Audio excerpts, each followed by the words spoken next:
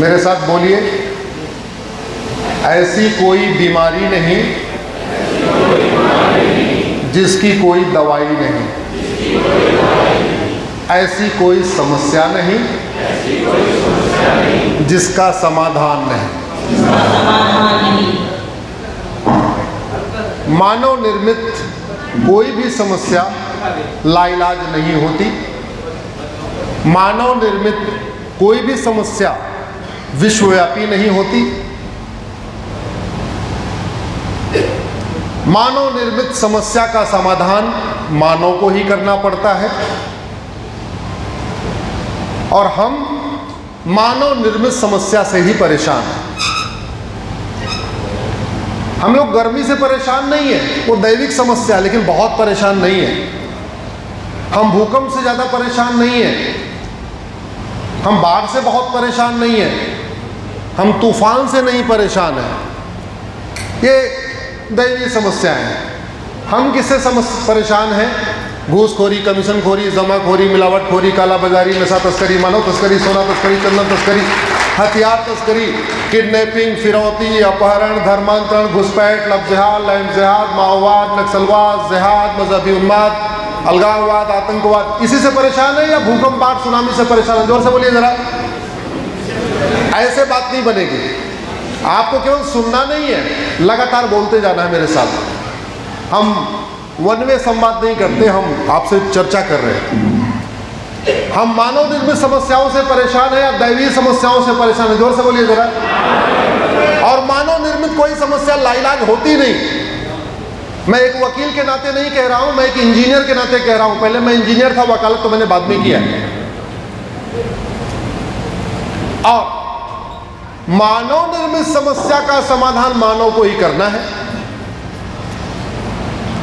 जितने धार्मिक कार्य होते हैं, आप लोग तो कथा कराते रहते होंगे, सारे संत जन 4 वाक्य बोलते हैं: धर्म की, अधर्म का, प्राणियों में, विश्व का।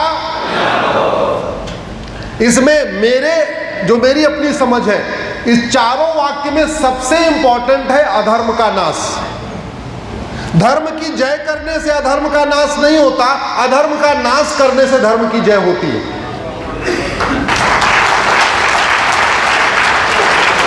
धर्म की जय करने से प्राणियों में सद्भावना नहीं होती, अधर्म का नाश करने से प्राणियों में सद्भावना होती है। अधर्म का नाश करने से देश का कल्याण होता है, अधर्म का नाश करने से विश्व का कल्याण होता है। और भगवान श्री राम धर्म की जय करने नहीं आए थे, कथा सुनाने नहीं आए थे। भगवान श्री राम क्या करने आए थे? जोर से बोलिए जरा। भगवान श्री कृष्ण क्या करने आए थे? भगवान परशुराम क्या करने आए थे? अधर्म का नाश।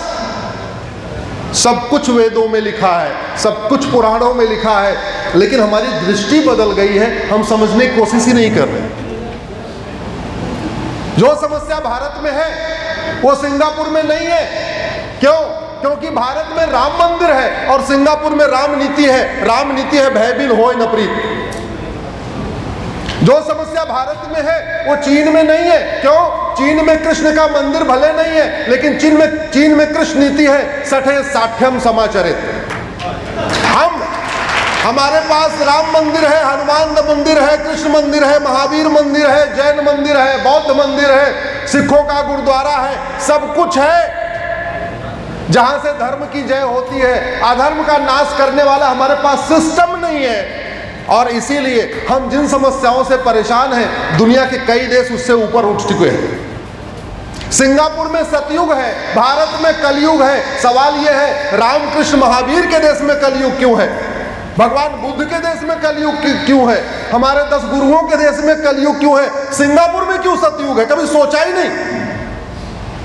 अरे जापान में सतयुग है, सिंगापुर में सतयुग है, बाकी तो छोड़ो, आजकल तो दुबई में भी सतयुग है कि नहीं है? कभी सोचा ही नहीं।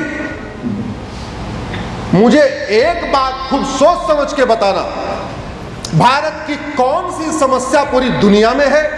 भारत की कौन सी समस्या का इलाज नहीं हो सकता? भारत की कौन सी समस्या लाइलाज है?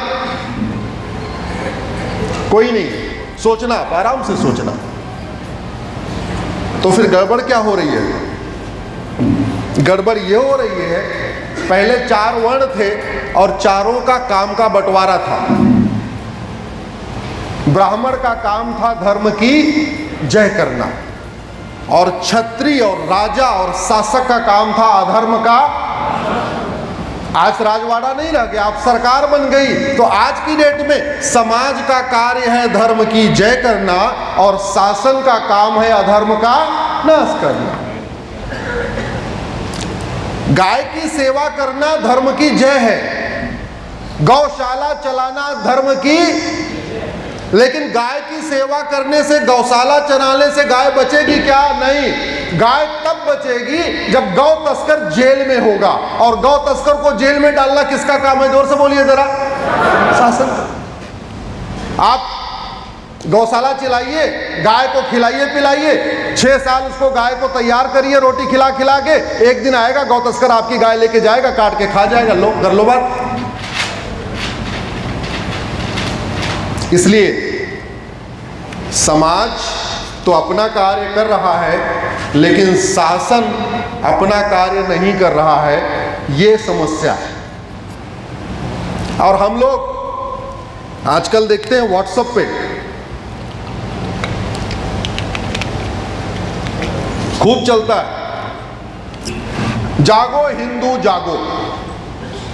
व्हाट्सएप पे आपके आता है कि नहीं आता? जागो हिंदू जागो। मैं ये हिंदुओं को जगाने वालों से पूछना चाहता हूं, हिंदू जाग के क्या कर सकता है बताओ?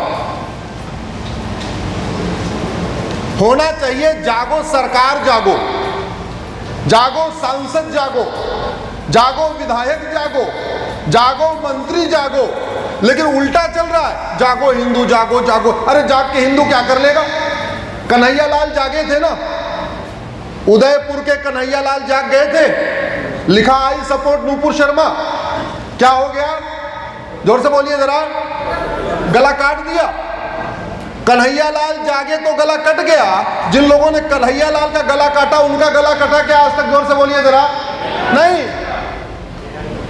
उमेश कोल्हे जागे तो गला काट दिया, उमेश कोल्हे का गला काटने वालों का गला कटा क्या? जोर से बोलिए जरा, नहीं। कश्मीर में जिन लोगों ने 1990 में नरसंहार किया था उनका गला कटा क्या? 1984 में जिन लोगों ने सिखों का नरसंहार किया उनका गला कटा क्या? नहीं। ये आपको बेवकूफ बनाया जाता है, जागो हिंदू जागो, जागो हिंदू जागो।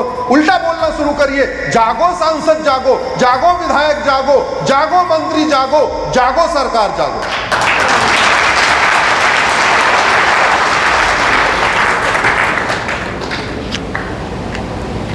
ये मेरे हाथ में माचिस है। इस अच्छे खासे भवन को, जो स्वर्ण रंजित दिख रहा है हमको, गोल्डन कलर का दिख रहा है, इसको जलाने के लिए एक पूरी माचिस चाहिए या एक तीली चाहिए? जोर से बोलिए जरा, एक तीली। इस एक तीली से, आप ही की माचिस है, मैंने अभी दीपक प्रज्वलन के बाद ही उठाया, मैं लेके नहीं आया था।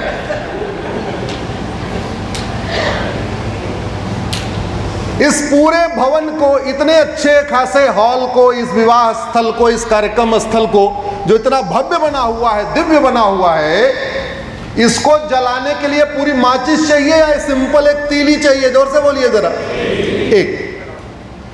ऐसे किसी देश को बर्बाद करने के लिए 20-50 कानून नहीं चाहिए, एक कानून पूरे देश को बर्बाद कर सकता है। और हमारे पास तो एक कानून नहीं है, बल्कि पूरी की पूरी दिया सलाई है, पूरा का पूरा माचिस हमारे पास है। इसी दिया सलाई को मैं मिटाने पे लगा हुआ हूं, इसी के खिलाफ मैं सुप्रीम कोर्ट में लड़ रहा हूं।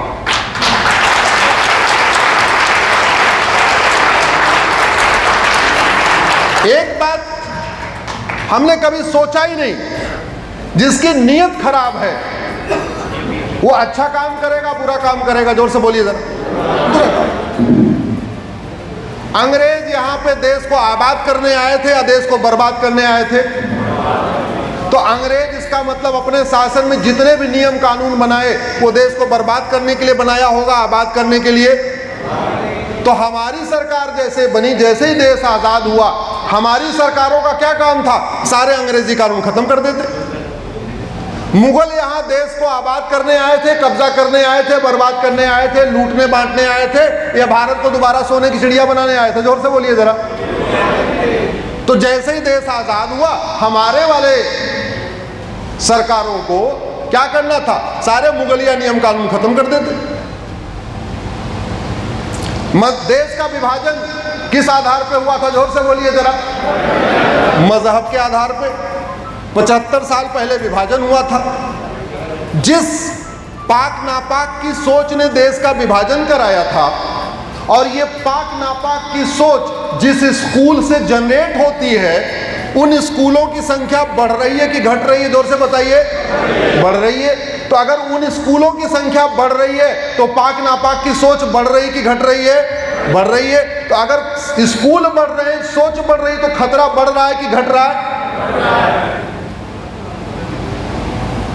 ये मजहब के आधार पे जब देश का विभाजन हो गया, तो फिर मजहब के आधार पे नियम कानून चलना चाहिए क्या? जोर से बोलिए। जब सारे भारतीय हैं, तो फिर मजहब के आधार पे भेदभाव क्यों? माइनॉरिटी मेजॉरिटी क्यों? जब सारे भारतीय एक समान हैं, मजहब के आधार पे देश का विभाजन हो गया, तो फिर मजहब के आधार पे आयोग और मंत्रालय क्यों? मजहब के आधार पे बोर्ड और ट्रिब्यूनल क्यों? मजहब के आधार पे लोन और वजीफा क्यों? लेकिन चल रहा है कि नहीं चल रहा है? हाँ, चल रहा है। क्यों चल रहा है? 83 करोड़ लोगों को मुफ्त में राशन मिल रहा है। वो 83 करोड़ को मुफ्त में राशन मिल जाए, बाकी सरकार कुछ भी करे, उनको कोई फर्क नहीं पड़ता। हमारे पूर्वज कहते थे, न रहेगा बांस, जोर से बोलिए, न रहेगा बांस।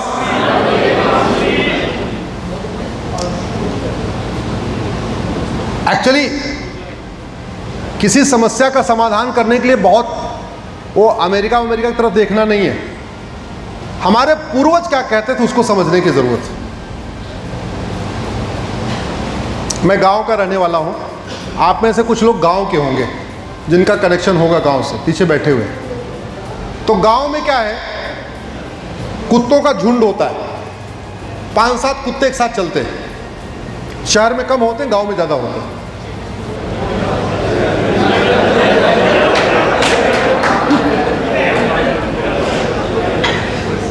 और वो कुत्तों ने घर आइडेंटिफाई किया हुआ है कि कहां जाना है और कहां नहीं जाना है। वो जानवर है, कुत्ता है। अगर कुत्ता कहने पे किसी को मानसिक दिक्कत आ रही है, मैं उसको डॉग कह देता हूं। डॉग। तो डॉग्स को भी पता है कि कहां हमको रोटी मिलेगी और कहां हमको सोटी मिलेगी। तो जहां उनको रोटी मिलती है वो वहां पहुंच जाते हैं, और जहां उनको सोटी मिलती है वहां जाते ही नहीं। सोचो, अगर इंसान को कुत्तों को पता है, तो इंसान को पता होगा कि नहीं पता होगा? 2-3 साल पहले कोविड आया था। कोविड से बहुत लोगों का नुकसान हुआ। मैं, जो लोग नहीं रहे इस दुनिया में, उनको नमन करता हूं। लेकिन उस कोविड ने एक बात हमें सिखाया। कोविड में चोरी हो रही थी क्या? जोर से बोलिए जरा। कोविड में चोरी हो रही थी क्या? नहीं। क्योंकि चोर को मन में खौफ था, ये सामान चोरी करूंगा, मैं झपटमारी करूंगा, मैं पर्स छीनूंगा, क्या पता इसको सामने वाले को कोविड हो और पर्स लूं, हमको भी कोविड हो जाएगा। अरे भैया, चोरी नहीं करूंगा।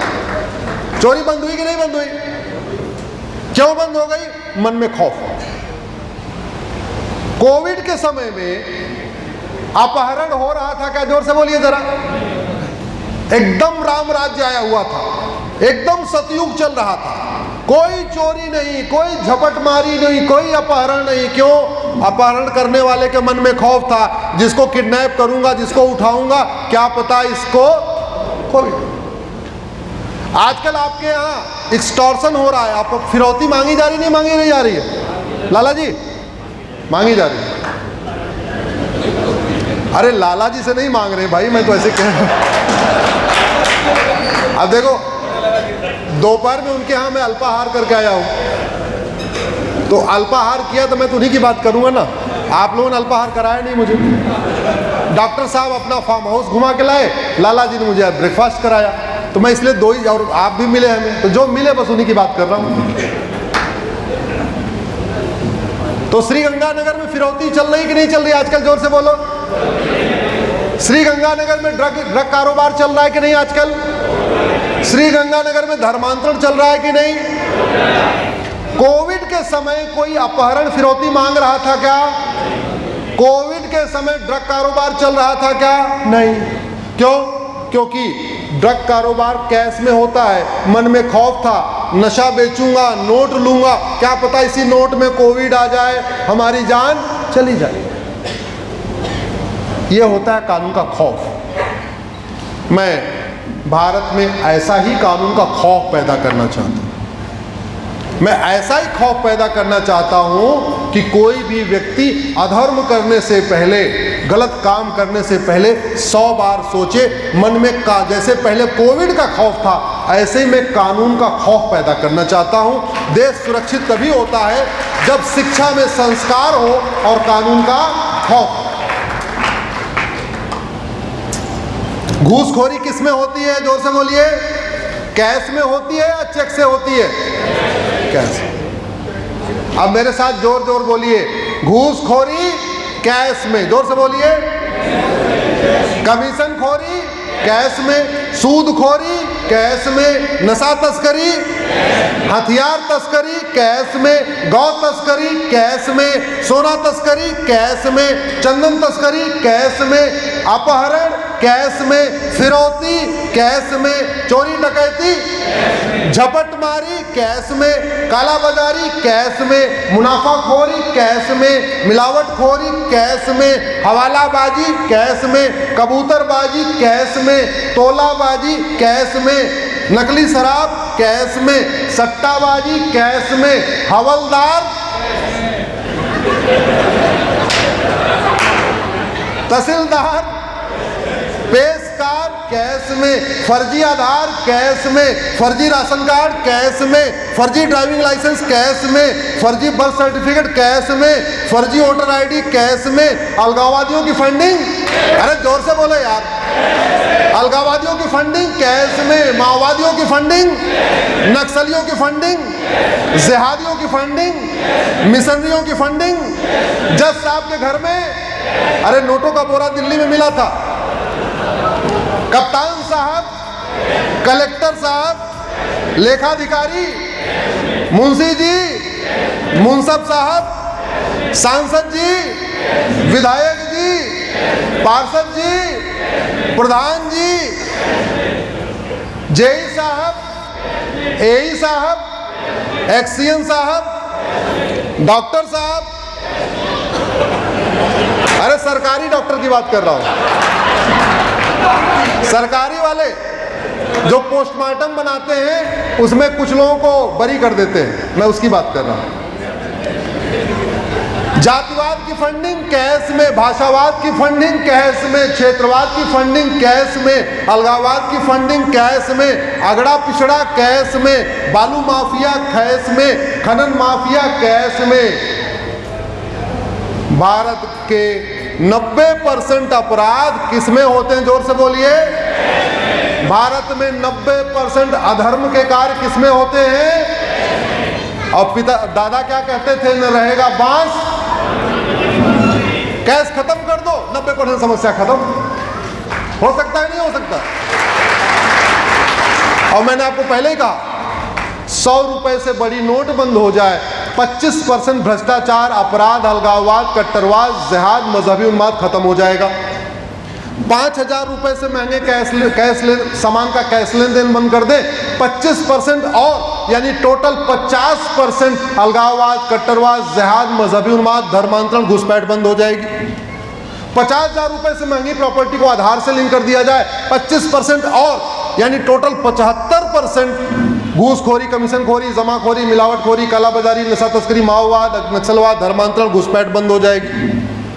और भ्रष्टाचारियों के खिलाफ चीन जैसा कानून बन जाए, 100% प्रॉपर्टी जब्त करने, नागरिकता खत्म करने और साल भर के अंदर फांसी देने के लिए कानून बन जाए, मैं 100% तो नहीं, मैं गारंटी के साथ कहता हूं 99% भ्रष्टाचार अपराध खत्म हो जाएगा। ना आपसे कोई वसूली करेगा, ना आपसे कोई फिरौती मांगेगा, ना आपकी कोई गाय चुराएगा, ना आपसे कोई आपकी गाड़ी चुराएगा, ना कोई आपको धमकी देगा, ना अपहरण होगा, ना फिरौती होगा। और इसको हमने आजमा लिया है कोविड के दौरान। कोविड के दौरान भारत में सतयुग आ गया था, वो सतयुग दोबारा आ सकता है। दुनिया के कई देशों में सतयुग है, सिंगापुर में सतयुग है, जापान में सतयुग है, भारत में कलयुग चल रहा है, क्योंकि हमारी व्यवस्था गड़बड़ हुई है। हमारे यहाँ डॉक्टर तो बदल रहे हैं, लेकिन हमारी दवाई नहीं बदल रही है। जब तक दवाई नहीं बदलेगी तब तक सतयुग नहीं आएगा।